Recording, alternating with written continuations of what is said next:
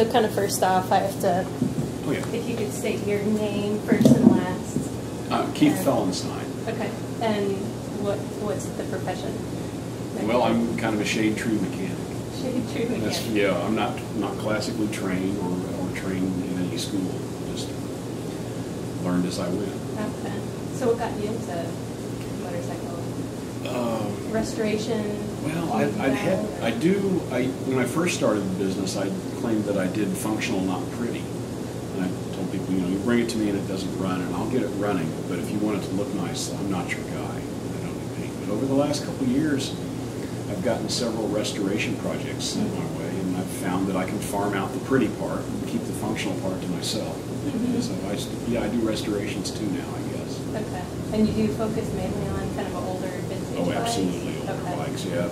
I kind of lost interest in motorcycles in about the mid-'80s when they started putting so much plastic on them that you couldn't see the engines anymore. Yeah, yeah.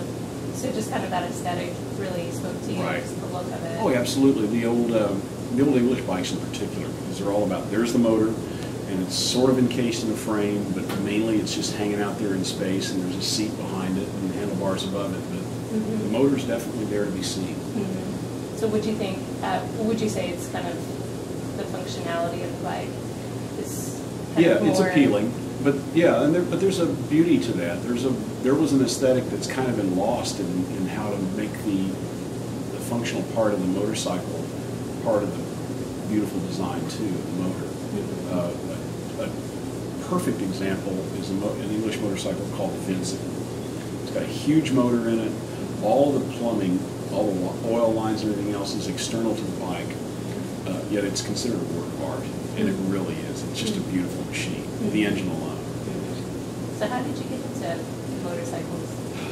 My family is kind of mechanical in a way. My uncle was a wizard machinist. My dad's good with the tools.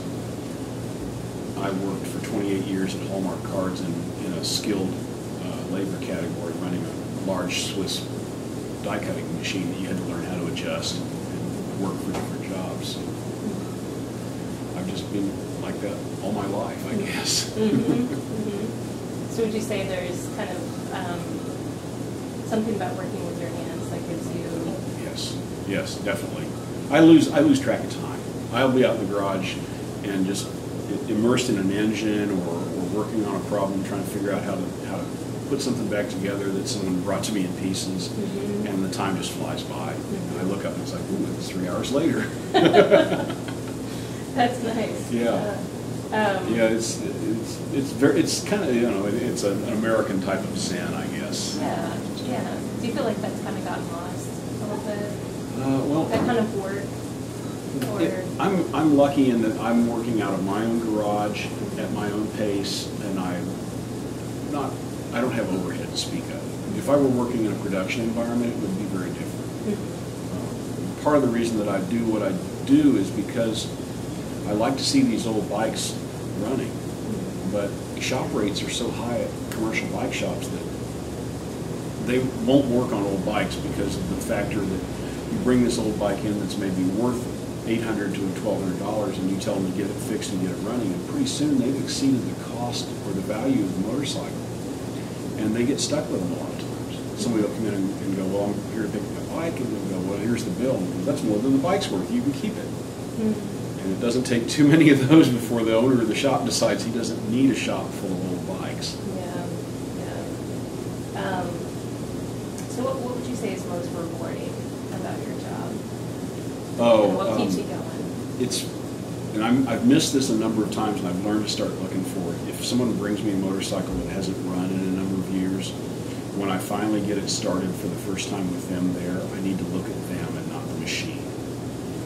I did this a number of years ago for a physician here in town who bought an old trials bike, which is an off-road form of competition. And he'd had this bike for probably 10 or 15 years and had never heard it run. And he brought it to me to get it started, and I did some work on it and got it all tuned up and brought him over and showed him how to start it. And I was watching the machine when I started it. My wife was watching him, and she said he lit up like a kid at Christmas when he first heard it run. So I've learned I have to watch for that and not pay so much attention to what I'm doing with starting the machine. Because seeing people go, wow, this hasn't run in years, and you've made it run, and it runs really well, or it runs better than it has in a while. That's rewarding. Yeah, yeah. So in addition to fixing bikes, you also said you write a column for Motorcycle Classics. How is that experience for you? That's been fun, because when I was a kid, I used to read, and I can't remember exactly which magazine it was in. My dad subscribed to Popular Mechanics and Popular Science and Mechanics Illustrated. And there was a guy that wrote a question and answer column in one of those magazines, I forget which. His name was Smokey Unick, Y-U-N-I-C-K, I think, anyway.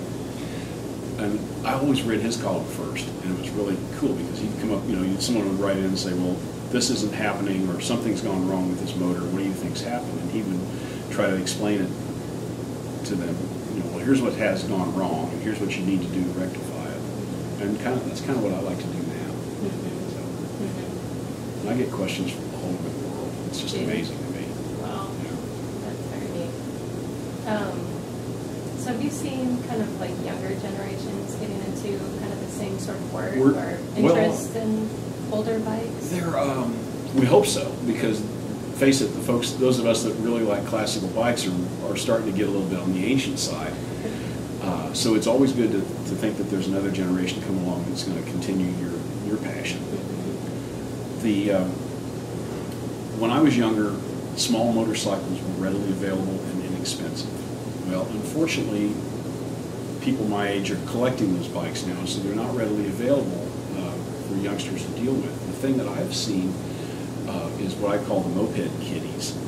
The little 50cc two-stroke mopeds that everybody and their brother is gathering up, because they were cheap. They were cheap 5 years ago. They're becoming more expensive now. But people are getting those and hopping them up, making hot rods out of them, just like we used to do with the little 125 and 250 Odakas and things like that back in the day. So that's kind of neat. I hope that at some point they get to the point where, well, I've done everything I can with this little 50cc engine.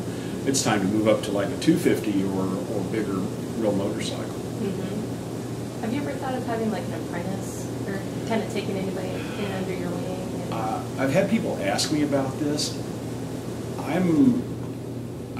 I have a problem with trying to be too much of a perfectionist, I guess, and so what would happen is other people would do the work, and then I would come over and critique it and do it again. So that's a fault that I can't get over. Yeah. So in that sense, no, I haven't considered having an apprentice.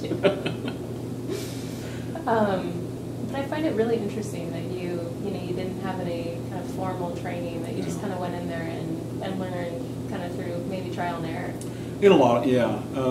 Motors are incredibly simple. I mean, the add-ons and everything around them are make it more complex, but an internal combustion engine is extremely simple. It has to have three things to function. It has to have fuel, it has to have compression, and it has to have spark.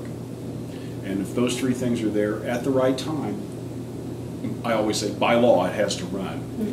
So you work from there, and then once you've got it running, even if it's running roughly, then you can start to adjust things to make it work at its best